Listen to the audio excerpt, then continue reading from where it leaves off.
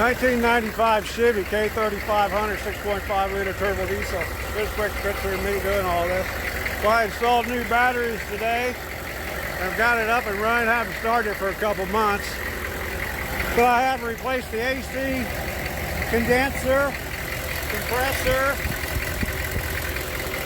and this top line here that feeds all of the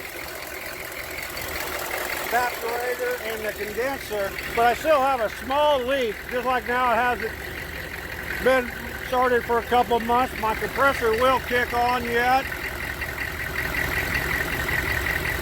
So I'm going to do a little charge on it here. Have all my gauges hooked up. Everything is closed. Then you open your blue side, your suction side. And I got this valve opening it up.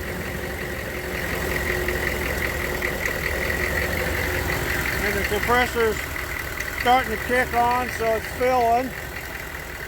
But these old motors, they were in production for 10 or 12 years. This is a 6.5, they had 6.2s before this. But I put new glow plugs, new injectors, new radiator. I don't know if you can see that down in there or not. It's a good running old truck yet. I have to decide whether I want to sell it or keep it or what I want to do with it.